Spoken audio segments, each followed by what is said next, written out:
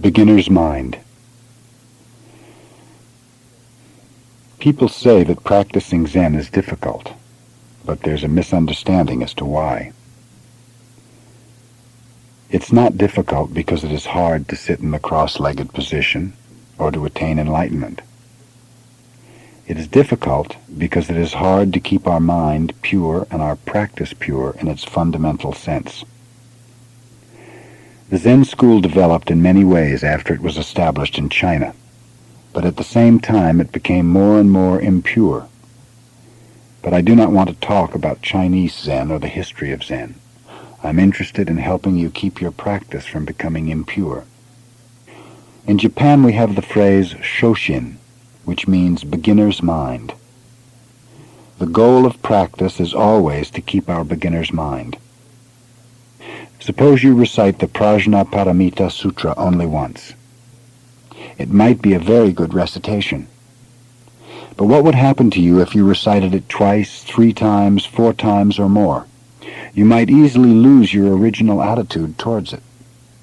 The same thing will happen in your other Zen practices. For a while you will keep your beginner's mind. But if you continue to practice 1, 2, 3 years or more, although you may improve some, you're liable to lose the limitless meaning of original mind.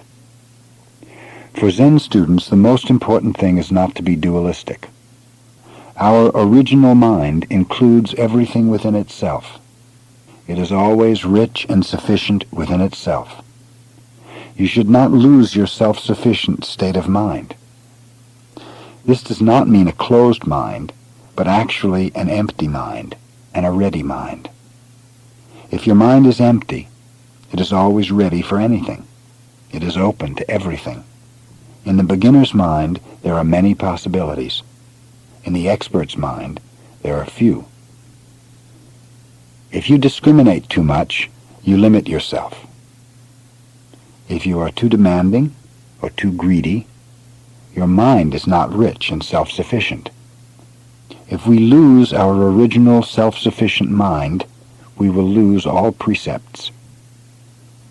When your mind becomes demanding, when you long for something, you will end up violating your own precepts, not to tell lies, not to steal, not to kill, not to be immoral, and so forth. If you keep your original mind, the precepts will keep themselves. In the beginner's mind, there is no thought, I have attained something. All self-centered thoughts limit our vast mind. When we have no thought of achievement, no thought of self, we are true beginners. Then we can really learn something. The beginner's mind is the mind of compassion. When our mind is compassionate, it is boundless. Dogen Zenji, the founder of our school, always emphasized how important it is to resume our boundless original mind. Then we are always true to ourselves, in sympathy with all beings, and can actually practice. So the most difficult thing is always to keep your beginner's mind. There's no need to have a deep understanding of Zen. Even though you read much Zen literature, you must read each sentence with a fresh mind. You should not say, I know what Zen is, or I have attained enlightenment. This is also the real secret of the arts. Always be a beginner. Be very, very careful about this point. If you start to practice Zazen, you will begin to appreciate your beginner's mind. It is the secret of Zen practice.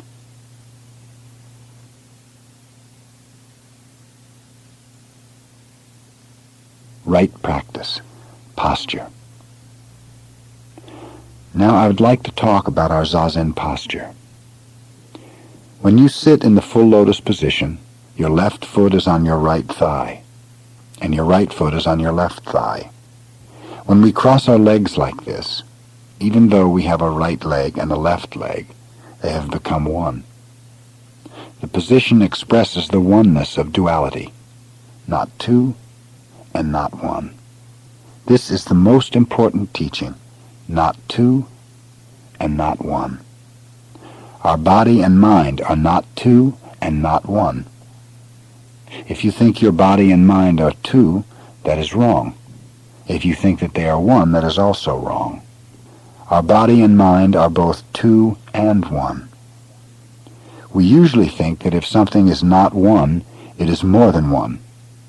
If it is not singular, it is plural, but in actual experience, our life is not only plural, but also singular. Each one of us is both dependent and independent. After some years, we will die. If we just think that it is the end of our life, this will be the wrong understanding. But on the other hand, if we think that we do not die, this is also wrong. We die and we do not die. This is the right understanding. Some people may say that our mind or soul exists forever, and it is only our physical body which dies. But this is not exactly right, because both mind and body have their end. But at the same time, it is also true that they exist eternally. And even though we say mind and body, they are actually two sides of one coin. This is the right understanding. So when we take this posture, it symbolizes this truth. When I have the left foot on the right side of my body and the right foot on the left side of my body, I do not know which is which. So either may be the left or the right side. The most important thing in taking the Zazen posture is to keep your spine straight. Your ears and your shoulders should be on one line. Relax your shoulders and push up toward the ceiling with the back of your head. And you should pull your chin in. When your chin is tilted up, you have no strength in your posture. You are probably dreaming. Also, to gain strength in your posture, press your diaphragm down toward your hara, or lower abdomen. This will help you maintain your physical and mental balance. When you try to keep this posture, at first you may find some difficulty breathing naturally. But when you get accustomed to it, you will be able to breathe naturally and deeply. Your hands should form the cosmic mudra. If you put your left hand on top of your right, middle joints of your middle fingers together, and touch your thumbs lightly together, as if you held a piece of paper between them, your hands will make a beautiful oval. You should keep this universal mudra with great care, as if you were holding something very precious in your hand. Your hand should be held against your body, with your thumbs at about the height of your navel. Hold your arms freely and easily, and slightly away from your body, as if you held an egg under each arm without breaking it. You should not be tilted sideways, backwards, or forwards. You should be sitting straight up, as if you were supporting the sky with your head. This is not just form or breathing. It expresses the key point of Buddhism. It is a perfect expression of your Buddha nature. If you want true understanding of Buddhism, you should practice this way. These forms are not a means of obtaining the right state of mind. To take this posture itself is the purpose of our practice. When you have this posture, you have the right state of mind, so there's no need to try to attain some special state.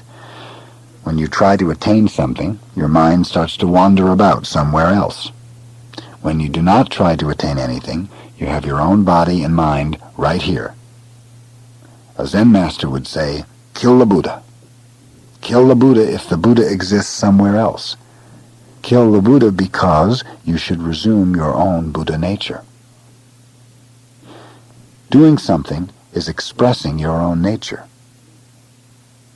We do not exist for the sake of something else. We exist for the sake of ourselves. This is the fundamental teaching expressed in the forms we observe. Just as for sitting, when we stand in the zendo, we have some rules. But the purpose of these rules is not to make everyone the same, but to allow each to express his own self most freely. For instance, each one of us has his own way of standing. So our standing posture is based on the proportions of our own bodies. When you stand, your heels should be as far apart as the width of your own fist. Your big toes in line with the centers of your breasts. As in Zazen, put some strength in your abdomen. Here also your hands should express yourself, Hold your left hand against your chest with fingers encircling your thumb, and put your right hand over it. Holding your thumb pointing downward and your forearms parallel to the floor, you feel as if you have some round pillar in your grasp, a big round temple pillar, so you cannot be slumped or tilted to the side. The most important point is to own your own physical body. If you slump, you will lose yourself. Your mind will be wandering about somewhere else. You will not be in your body. This is not the way. We must exist right here, right now. This is the key point. You must have your own body and mind. Everything should exist in the right place, in the right way. Then there is no problem. If the microphone I use when I speak exists somewhere else, it will not serve its purpose. When we have our body and mind in order, everything else will exist in the right place, in the right way. But usually without being aware of it, we try to change something other than ourselves. We try to order things outside us. But it is impossible to organize things if you yourself are not in order.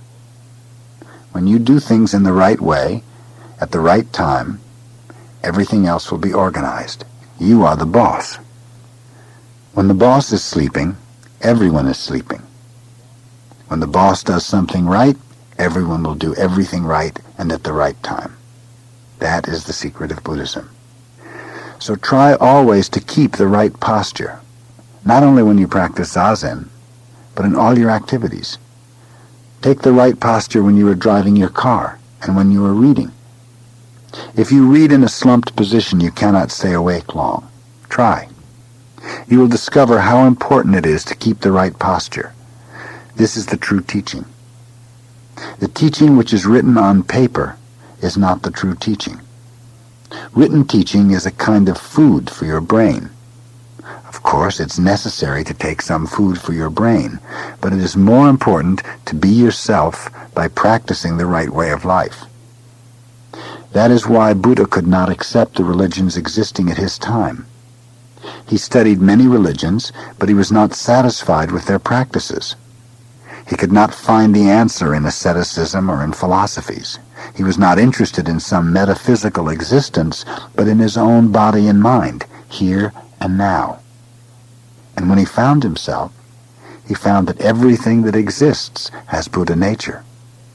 That was his enlightenment. Enlightenment is not some good feeling or some particular state of mind. The state of mind that exists when you sit in the right posture is itself enlightenment. If you cannot be satisfied with the state of mind you have in Zazen, it means your mind is still wandering about. Our body and mind should not be wobbling or wandering about. In this posture, there is no need to talk about the right state of mind. You already have it. This is the conclusion of Buddhism.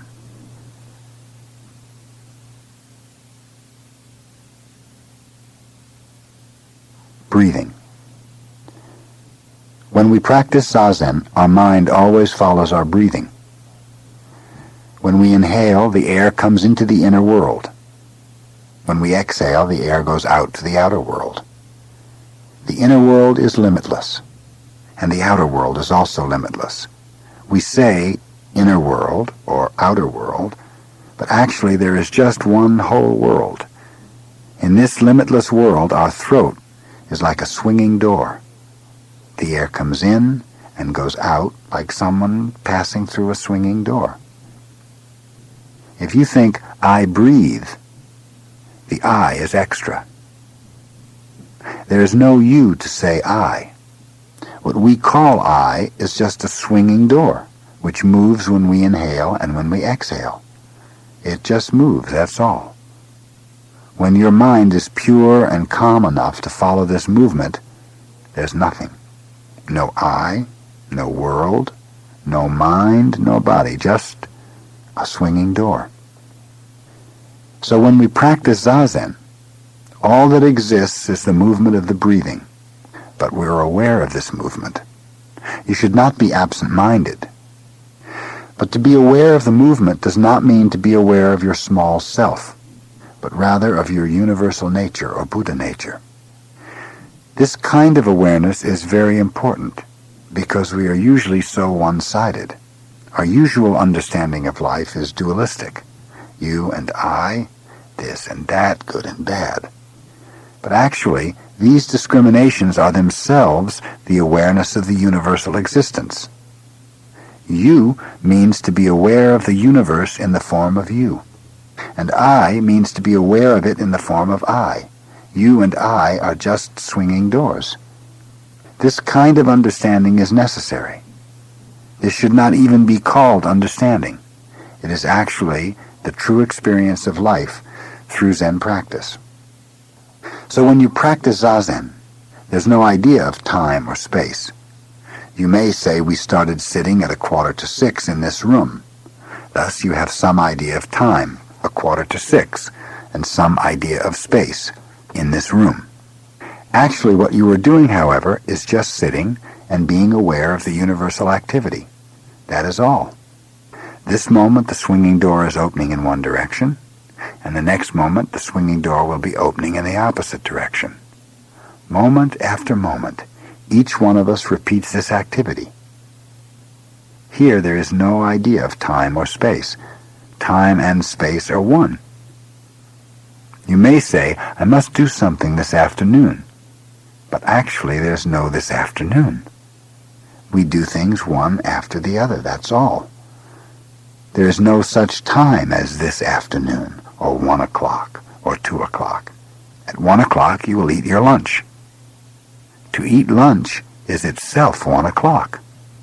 You will be somewhere, but that place cannot be separated from 1 o'clock. For someone who actually appreciates our life, they're the same. But when we become tired of our life, we may say, I shouldn't have come to this place. It may have been much better to have gone to some other place for lunch. This place is not so good. In your mind, you create an idea of place separate from an actual time. Or you may say, this is bad, so I should not do this. Actually, when you say, I should not do this, you are doing not doing in that moment. So there's no choice for you. When you separate the idea of time and space, you feel as if you have some choice. But actually, you have to do something, or you have to do not doing. Not to do something is doing something. Good and bad are only in your mind. So we should not say this is good or this is bad. Instead of saying bad, you should say not to do. If you think this is bad, it will create some confusion for you. So in the realm of pure religion, there is no confusion of time and space or good or bad. All that we should do is just do something as it comes. Do something. Whatever it is, we should do it, even if it is not doing something. We should live in this moment. So when we sit, we concentrate on our breathing, and we become a swinging door, and we do something we should do, something we must do. This is Zen practice. In this practice, there's no confusion. If you establish this kind of life, you have no confusion whatsoever. Tozan, a famous Zen master, said, "The blue mountain is the father of the white cloud. The white cloud is the son of the blue mountain. All day long they depend on each other, without being dependent on each other. The white cloud is always the white cloud. The blue mountain is always the blue mountain." This is a pure, clear interpretation of life. There may be many things like the white cloud and blue mountain. Man and woman, teacher and disciple. They depend on each other. But the white cloud should not be bothered by the blue mountain. The blue mountain should not be bothered by the white cloud. They're quite independent, but yet dependent. This is how we live and how we practice Zazen. When we become truly ourselves, we just become a swinging door, and we are purely independent of, and at the same time, dependent upon everything. Without air, we cannot breathe. Each one of us is in the midst of myriads of worlds. We are in the center of the world, always, moment after moment. So we are completely dependent and independent.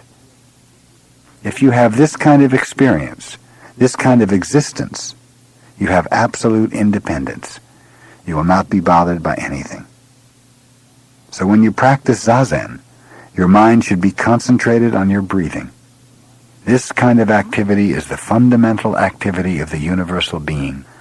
Without this experience, this practice, it is impossible to attain absolute freedom.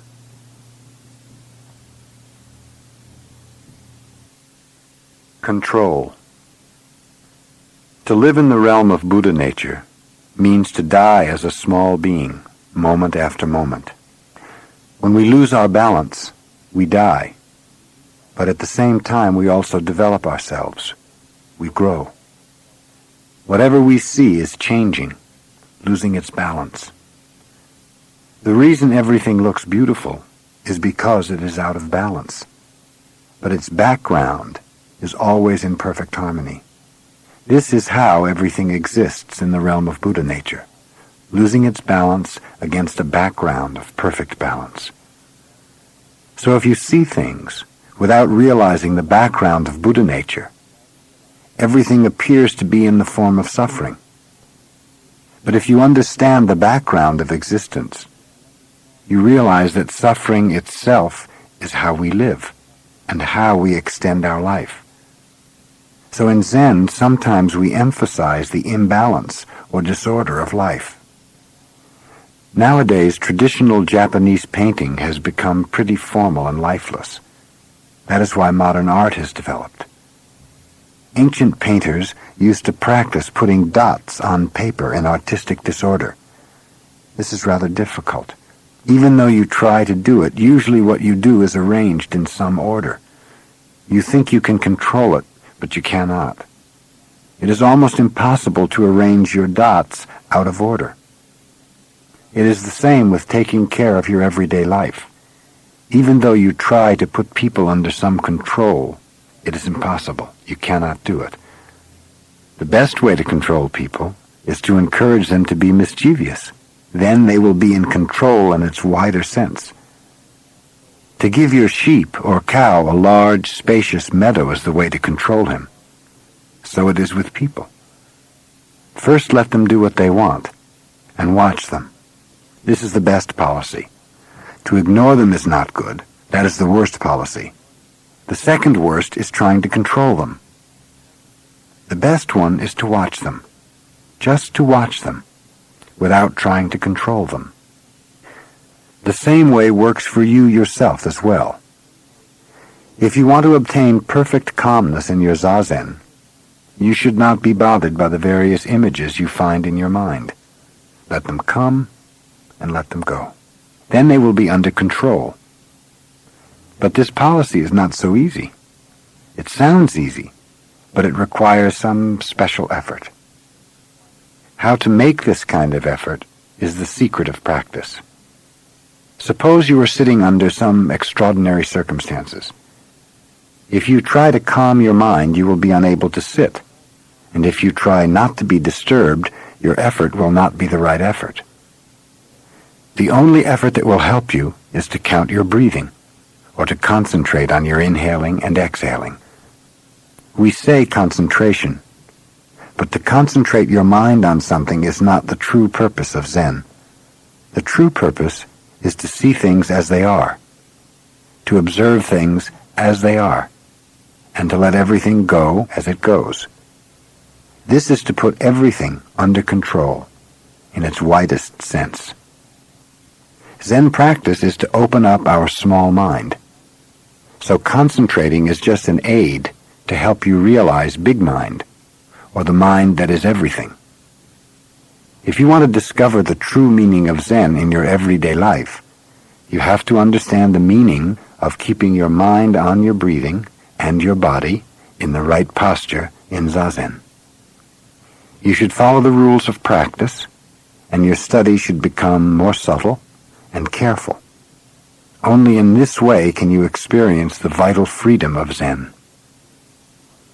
Dogen Zenji said, "Time goes from present to past." This is absurd, but in our practice, sometimes it is true. Instead of time progressing from past to present, it goes backwards from present to past. Yoshitsune was a famous warrior who lived in medieval Japan. Because of the situation of the country at that time, he was sent to the northern provinces, where he was killed.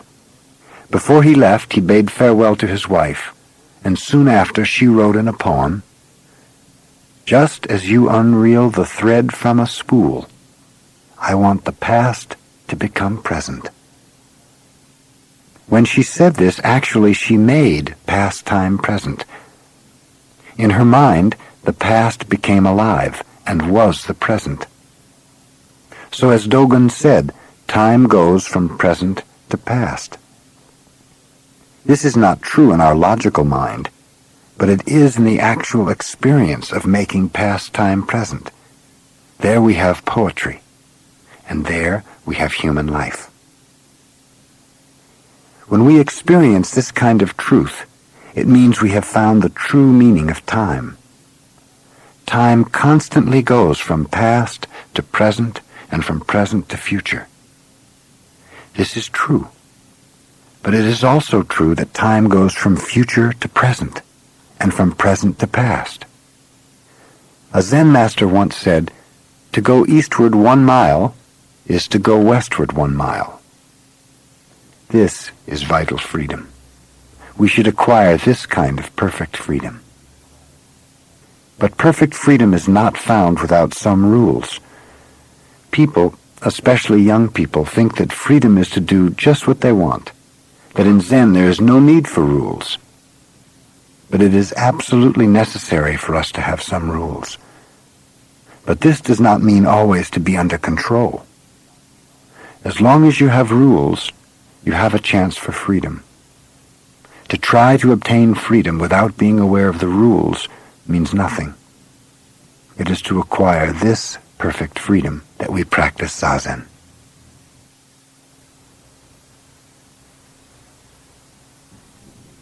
Mind weeds. When the alarm rings early in the morning and you get up, I think you do not feel so good. It is not easy to go and sit. And even after you arrive at the Zendo and begin Zazen, you have to encourage yourself to sit well. These are just waves of your mind. In pure Zazen, there should not be any waves in your mind. While you are sitting, these waves will become smaller and smaller, and your effort will change into some subtle feeling. We say, pulling out the weeds, we give nourishment to the plant. We pull the weeds and bury them near the plant to give it nourishment. So even though you have some difficulty in your practice, even though you have some waves while you are sitting, those waves themselves will help you. So you should not be bothered by your mind. You should rather be grateful for the weeds, because eventually they will enrich your practice.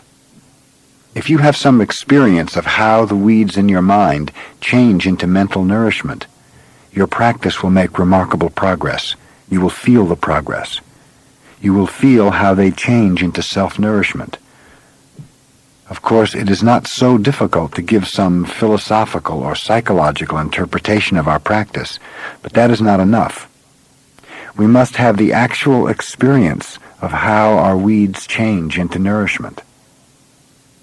Strictly speaking, any effort we make is not good for our practice, because it creates waves in our mind. It is impossible, however, to attain absolute calmness of our mind without any effort. We must make some effort, but we must forget ourselves in the effort we make. In this realm, there's no subjectivity or objectivity. Our mind is just calm, without even any awareness. In this unawareness, every effort and every idea and thought will vanish.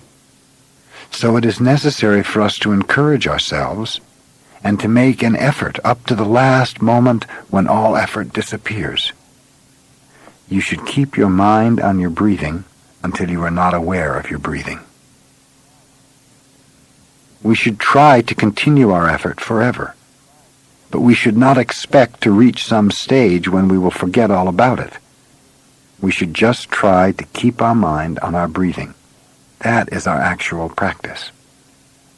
that effort will be refined more and more while you are sitting. At first, the effort you make is quite rough and impure, but by the power of practice, the effort will become purer and purer. When your effort becomes pure, your body and mind become pure. This is the way we practice Zen. Once you understand our innate power to purify ourselves and our surroundings, you can act properly and you will learn from those around you and you will become friendly with others. This is the merit of Zen practice. But the way of practice is just to be concentrated on your breathing with the right posture and with great, pure effort. This is how we practice Zen.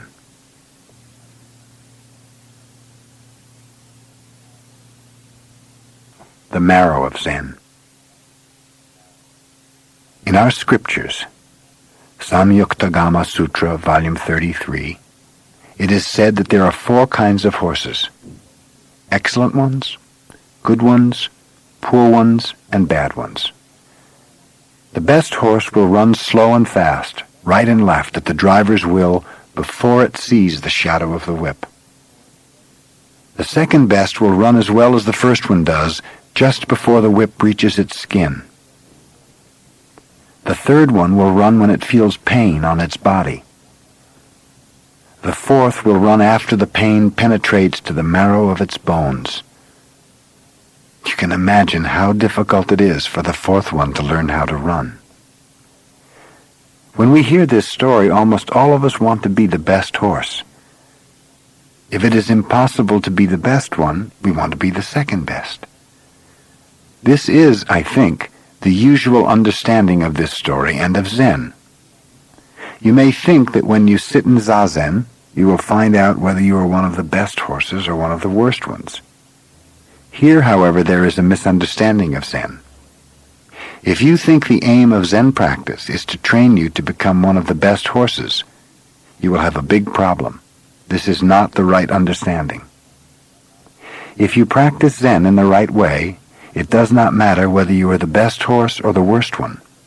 When you consider the mercy of Buddha, how do you think Buddha will feel about the 4 kinds of horses? He will have more sympathy for the worst one than for the best one. When you are determined to practice Zazen with the great mind of Buddha, you will find the worst horse is the most valuable one. In your very imperfections, you will find the basis for your firm, way-seeking mind. Those who can sit perfectly physically usually take more time to obtain the true way of Zen, the actual feeling of Zen, the marrow of Zen. But those who find great difficulties in practicing Zen will find more meaning in it. So I think that sometimes the best horse may be the worst horse, and the worst horse can be the best one. If you study calligraphy, you will find that those who are not so clever usually become the best calligraphers. Those who are very clever with their hands often encounter great difficulty after they have reached a certain stage. This is also true in art and in Zen. It is true in life. So when we talk about Zen, we cannot say, he is good, or he is bad, in the ordinary sense of the words.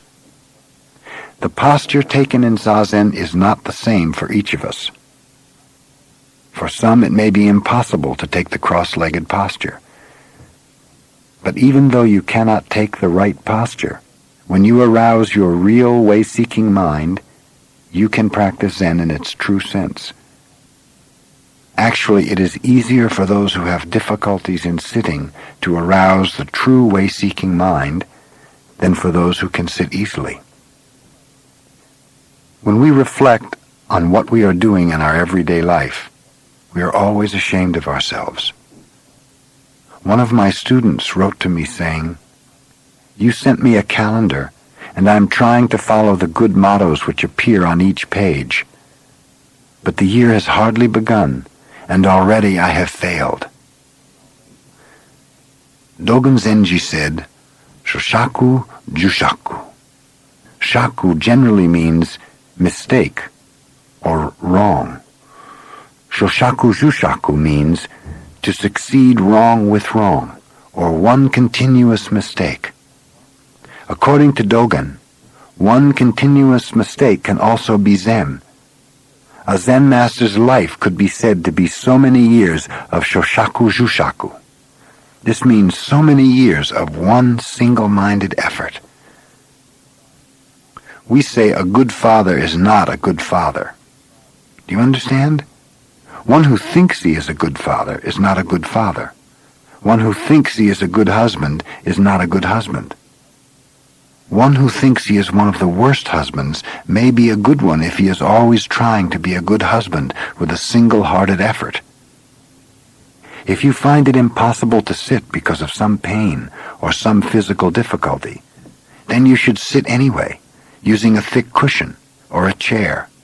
Even though you are the worst horse, you will get to the marrow of Zen. Suppose your children are suffering from a hopeless disease. You do not know what to do. You cannot lie in bed. Normally the most comfortable place for you would be a warm, comfortable bed, but now because of your mental agony you cannot rest. You may walk up and down, in and out, but this does not help. Actually, the best way to relieve your mental suffering is to sit in Zazen, even in such a confused state of mind and bad posture. If you have no experience of sitting in this kind of difficult situation, you are not a Zen student. No other activity will appease your suffering. In other restless positions you have no power to accept your difficulties, but in the Zazen posture, which you have acquired by long, hard practice, your body and mind have great power to accept things as they are, whether they are agreeable or disagreeable. When you feel disagreeable, it is better for you to sit. There is no other way to accept your problem and work on it. Whether you are the best horse or the worst, or whether your posture is good or bad is out of the question. Everyone can practice Zazen, and in this way work on his problems and accept them. When you are sitting in the middle of your own problem, which is more real to you, your problem or you yourself? The awareness that you are here, right now, is the ultimate fact. This is the point you will realize by Zazen practice. In continuous practice, under a succession of agreeable and disagreeable situations, you will realize the marrow of Zen and acquire its true strength.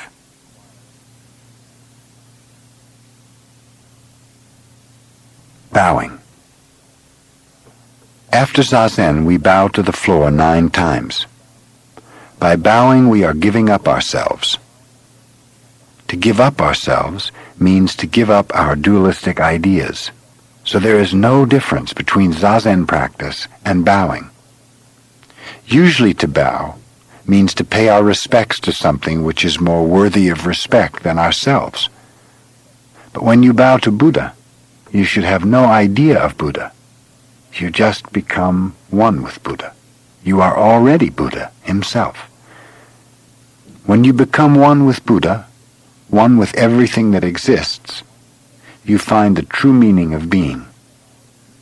When you forget all your dualistic ideas, everything becomes your teacher, and everything can be the object of worship. When everything exists within your big mind, all dualistic relationships drop away. There is no distinction between heaven and earth, man and woman, teacher and disciple. Sometimes a man bows to a woman. Sometimes a woman bows to a man. Sometimes the disciple bows to the master. Sometimes the master bows to the disciple. A master who cannot bow to his disciple cannot bow to Buddha. Sometimes the master and disciple bow together to Buddha. Sometimes we may bow to cats and dogs. In your big mind, everything has the same value. Everything is Buddha himself. You see something or hear a sound, and there you have everything, just as it is. In your practice, you should accept everything as it is, giving to each thing the same respect given to a Buddha. Here there is Buddhahood. Then Buddha bows to Buddha, and you bow to yourself. This is the true bow.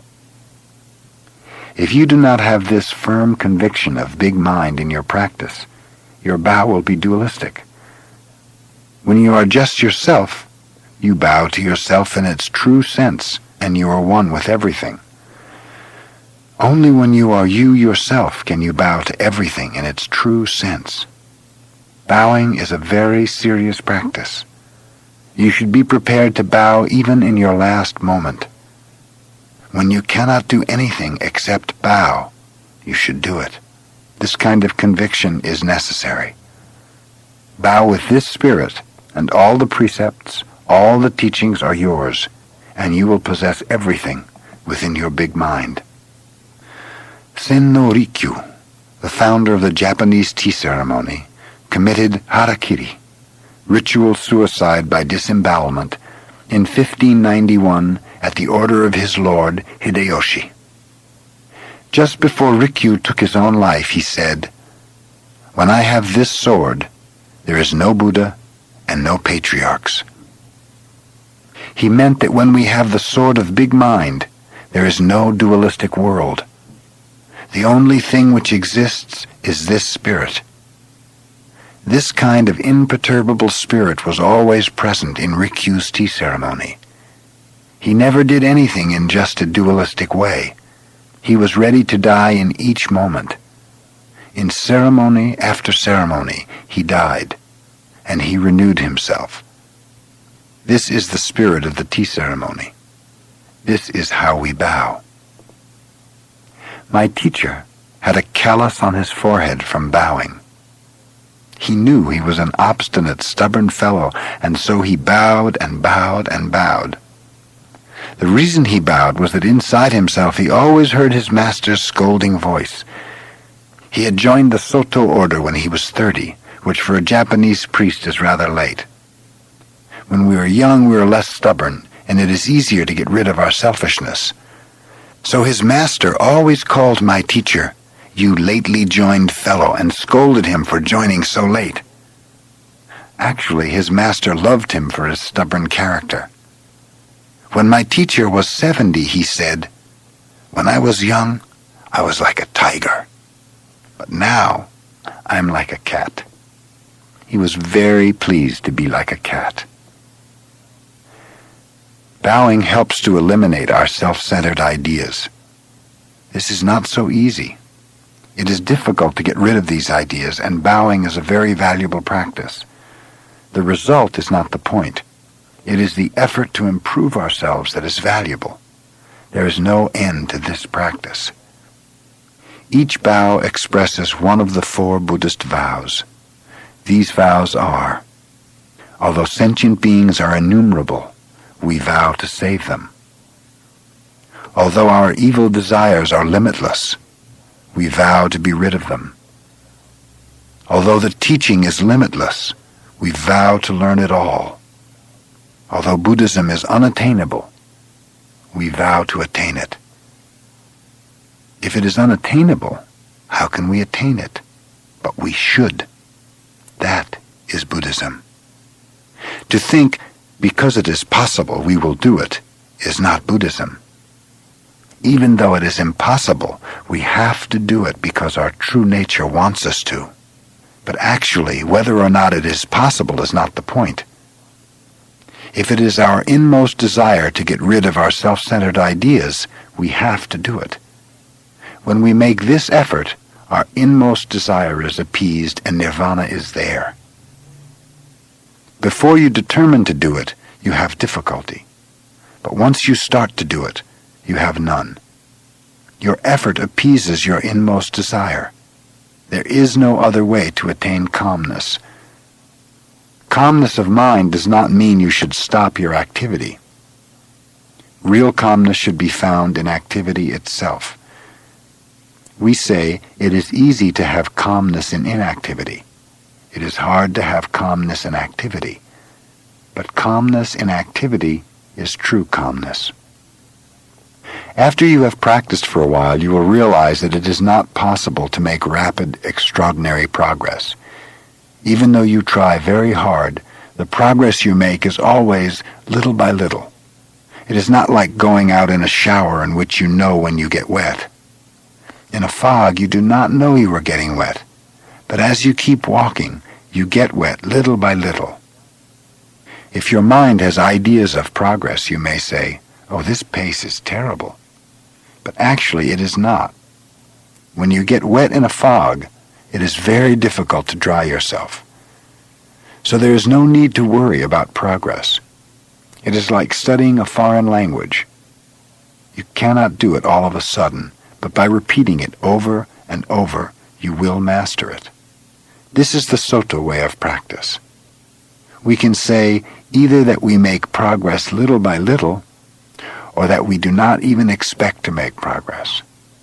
Just to be sincere and make our full effort enough.